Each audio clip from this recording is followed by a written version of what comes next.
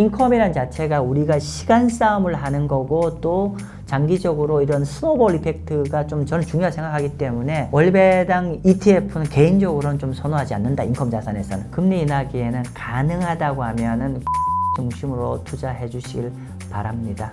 네, 안녕하세요. 마경환입니다. 다들 즐거운 명절, 추석 명절 지내고 계시죠? 저도 이제 제 어머니한테 갑니다. 그러면 이제 제 친구들도 만나고 또 고향 친구들도 만나요. 사실은 너무 반가워요. 사실은 고향이라는 게 일단은 가면은 다 잊어버리잖아요. 그죠? 특히나 이제 투자 일을 하게 되면은 또 우리 구독자님도 투자에 관심 많아서 투자 관련돼 있는 고민들이 많으신데 사실 스트레스를 많이 받지 않아요. 상대적으로. 그죠? 그런데 이제 우리가 추석 명절에 가족과 지내고 친구와 지내면서 이런 스트레스 좀 많이 좀 내려놓고 편안한 시간 좀 되시면 좋겠고요. 특히나 이제 우리가 최근에 매크로가 여러 가지로 좀 많이 좀 요동치고 변화를 많이 하는데 뭐 이런 부분은 제가 추석 명절에도 좀 열심히 여러분 대신해서 모니터링도 하고 또 바로 끝나자마자 또 연준 미팅도 있죠. 이런 것들 전반적으로 여러분 대신에 제가 워치독 열심히 하도록 하겠습니다. 구독자님들 모두 다 건강하시고 그리고 즐거운 명절 되시길 바랍니다. 네, 감사합니다. 대표님 안녕하세요. 네, 안녕하세요. 예.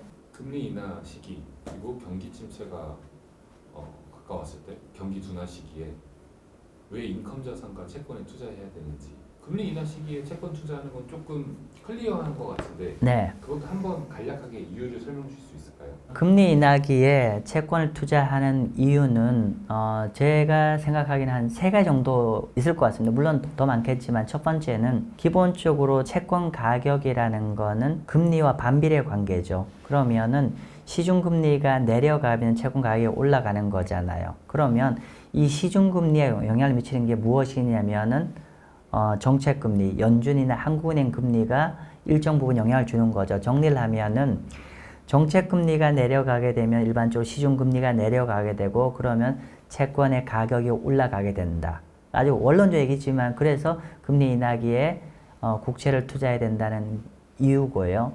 두 번째로는 금리 인하를 한다는 의미가 사실은 경제 매크로가 좀 점진적으로 둔화되고 더 나빠질 가능성이 있기 때문에 당겼던 브레이크를 풀고자 하는 거죠. 즉 금리 인하를 한다는 거는 기본적으로 매크로가 지금 현재보다는 점진적으로 나빠지고 결론적으로는 이렇게 매크로가 나빠지게 되면은 크게 나눠서 주식과 채권 가격이 있을 텐데 매크로가 나빠지게 되면 최근에도 보시는 바처럼 매크로 데이터가 나빠지면 위험 자산의 가격은 굉장히 많이 흔들리고 반면 안전자산, 그러니까 경제가 나빠질 거면 안전자산 선호 현상이 벌어지는 거죠. 즉 안전자산 선호 현상이 벌어지면은 채권 가격이 많이 올라가는 거죠. 정리를 하면은 금리 인하라는 거는 매크로가 나빠진다는 거를 보여주는 걸 반증하는 거고 매크로가 악화가 되면은 안전자산 선호 현상이 더 이렇게 커지는 거고 안전자산 선호 현상이 되면은 국채에 대한 수요가 더 커지기 때문에 국채 가격이 더 올라가는 국면이기 때문에 그렇기 때문에 금리나 국면에 투자를 해야 된다는 거고 세 번째는 두 번째 얘기와 좀 일정 부분 연관이 되어 있는데 기본적으로 금리 인하라는 거는 경제가 우리가 이제 뭐 좀 부양책을 펼쳐야 되는 국면을 진입했다는 얘기니까 그러니까 경기가 나빠지면서 금리 인하를 하게 되면은 우리가 기존의 포트폴리오를 주로 투자를 많이 하시는 분은 주식을 많이 갖고 있는데 주식이 내려간다 안 내려간다를 떠나서 한 가지 확실한 거는 금리 인하기에 주식 자산의 변동성이 많이 커진다는 거죠. 그렇기 때문에 이런 변동성을 좀 잡아주려고 하면 해지 개념의 채권이 필요하기 때문입니다. 그래서 한 3가지 관점에서 금리 인하기에는 채권 자산이 우리 구독자님 포트폴리오에 꼭 필요한 것 같습니다. 채권 자산이라 함이 그냥 모든 채권이 다 좀 동일하게 매력적인 포인트가 되는 건지 지금 너무 좋은 질문 주셨어요. 저희 자문사에 실제로 자문 오시는 분들이 저한테 첫 번째 하는 말씀이 뭐냐면 나 마 대표 유튜브 보기 전에 잘 몰라서 막 이렇게 회사채를 많이 사고 계시는 분이 많으셨어요. 근데 제가 그동안 유튜브를 했던 내용 자체가 경제가 좀 둔화가 되면은 회사채보다는 우량채인 특히 국채를 중심 투자하라는 얘기인데 다시 돌아가서 주신 질문에 경제가 나빠지게 되면은 우리가 채권 안에도 스펙트럼이 많은데 채권 안에 가장 안전한 게 국채거든요. 그러니까 금리 인하기에는 기본적으로 경기 나빠진다는 걸 깔려있기 때문에 이런 안전한 자산 선호 현상이 벌어지기 때문에 안전한 자산이라 하면 국채죠. 즉 국채는 어떠한 상황에서 디폴트가 안 나지 않아요. 우리나라 치면은. 반면에 회사채는 어때요? 직관적으로 기억나실 거예요. 경제가 나빠지면은 회사채라는 건 이론적으로 국채보다 더 위험하기 때문에 금리는 더 많이 줄지 모르겠지만은 기본적으로 디폴트 리스크가 커지게 되는 거고 부도 리스크가 커지게 되면 사람들이 그 채권을 회피를 하게 되는 거고 그렇기 때문에 오히려 금리 인하기 이런 채권은 국채가 아닌 채권들은 오히려 가격이 내리는 경향도 있다. 그렇게 됩니다. 그럼 정리를 하면은 금리 인하기에는 가능하다고 하면은 국채 중심으로 투자해 주시길 바랍니다. 물론 소프트 랜딩이 된다고 하면은 꼭 국채가 아니어도 됩니다. 일정 부분 좀 우량 자산이면서도 금리가 높은 자산 투자해도 되는데 만약에 여러분이 경기 침체 우려감이 걱정된다라고 싶으시면은 가능한 회사채보다는 국채 중심 투자하시길 바랍니다. 인컴 자산에 투자해야 된다고 말씀하셨는데 먼저 인컴 자산이 뭔지 한번 쉽게 설명해 주시겠어요? 인컴 자산이라 하면 기본적으로 시간 가치가 있는 자산입니다. 시간 가치라 하면 크게 두 가지죠. 모두 투자 자산들의 수익 속성 크게 두 가지입니다. 하나는 시간 가치가 있는 뭐 이자나 배당이 있을 거고요. 이거 같은 경우는 쉬운 말로 해서 들고 있으면 자동적으로 쌓여 들어오는 어떤 보유하는 기간에 비례해서 들어오는 거를 우리가 시간 가치라고 하고 이 시간 가치는 주식은 이자일 것이고 채권은 배당일 거고 반면에 또 하나는 가격이 오르고 내린 걸 자본 손익이라고 얘기를 하는 거죠. 그래서 상대적으로 이런 시간 가치가 많이 있는 자산들을 우리가 큰 범위에서 인컴 자산이라고 하고 시간 가치가 가장 대표적인 인컴 자산은 채권이겠죠. 그러면 그런 측면이 있고 그 다음에 주식 안에서도 인컴 자산 있죠. 상대적으로 배당률이 높은 즉 시간 가치가 높게 나오는 배당률이 높은 것들을 우리가 인컴 자산이라고 얘기를 합니다.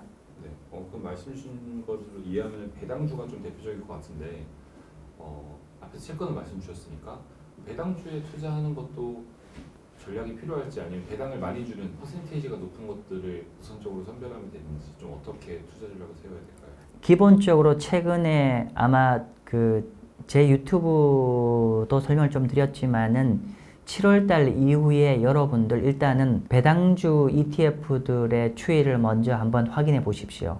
그러면 최근에 우리가 리더십이 되는 주식들의 급락할 때 배당주가 어떻게 작동되었고 현재 어떻게 흘러가고 있는지도 보시면 될 것 같은데 일단은 이제 우리가 금리 인하기에 왜 배당주를 일단 해야 되냐면 아까 이미 이전에 말씀드렸지만은 금리 인하기라는 건 아무래도 펀더멘탈이나 매크로가 둔화되는 국면이기 때문에 상대적으로 어떤 그로스, 성장의 포커스보다는 기본적으로 상대적으로 방어주가 좀 필요한 상황이죠. 그렇기 때문에 보통 배당주라 하면 우리 영어로 디펜시브 스탁, 방어주하고 동일한 얘기가 되는 거거든요. 방어주들은 공이 모두 다 배당을 많이 줍니다. 우리가 보통 방어주라 하면 우리가 삼형제가 있어요. 영어로 컨슈머 스테이플 필수 소비재, 두 번째 헬스케어, 그리고 세 번째가 유틸리티죠. 그러면 여러분 이미 섹터, 이 세 가지 섹터가 우리가 전통적으로 아주 티피컬한 방어주인데 이 방어주가 직관적으로 느끼시지 않나요?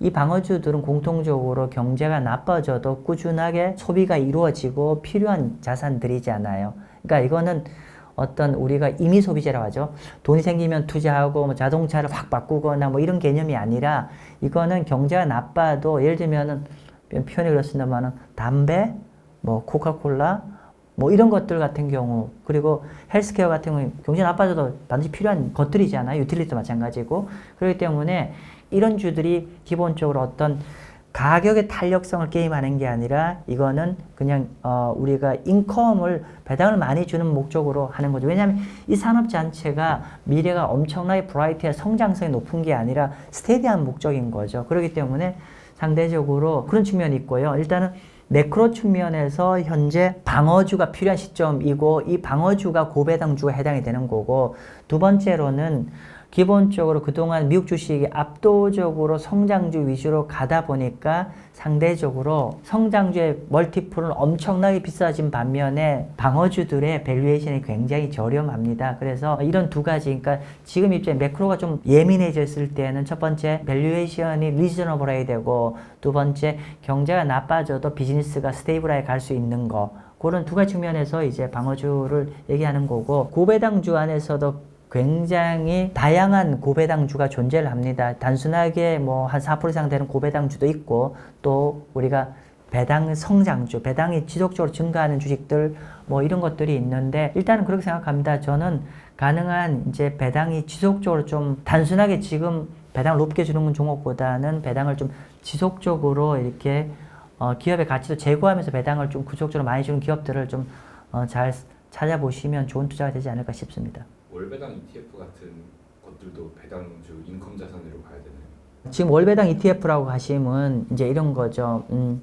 한국의 사람들은 월배당 ETF라고 하는 게 이제 채권을 가지고도 월배당 ETF가 될 수가 있고, 그리고 주식도 배당주로 해서 월배당 ETF를 받을 수 있는데, 인컴 자산일 수도 있고 아닐 수도 있어요. 왜냐하면은 그 배당률을 결정하는 거는 해당하는 ETF 운용사가 그냥 일정하게 그 이렇게 배당률을 결정해서 월배당으로 계속 디비던드 형태로 주는 컨셉이 있는데, 물론 이제 그 안에 채권 취하면 YTM의 만기 수익률이라든지 또 배당 수익률 종합적으로 고려해서 주는 측면이 있는데, 저는 개인적으로는 월배당 ETF, 채권이든 주식이든 모두 다 월배당 채권 ETF 내 주식 ETF를 별로 선호하지 않습니다. 왜냐하면은 인컴의 가장 큰 장점은 뭐냐면은, 인컴이 시간이 가면 인컴이 계속 쌓이잖아. 인컴은 스노우볼 이펙트가 있거든요.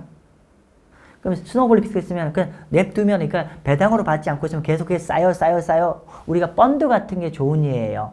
예를 들면 펀드 같은 거, 채권형 펀드 같은 경우에 월지급식 채권 펀드가 있고, 월지급식 아닌 거는 그 펀드 안에 계속 쌓여가거든요. 그렇기 때문에 인컴이란 자체가 우리가 시간 싸움을 하는 거고, 또 장기적으로 이런 스노볼 이펙트가 좀 저는 중요하다고 생각하기 때문에 월배당 ETF는 개인적으로는 좀 선호하지 않는다, 인컴 자산에서는. 그렇게 말씀드리겠습니다. 인컴 자산은 시간에 좀 빗대어 투자를 하는 자산인데, 거기에는 이제 복리라는 그쵸.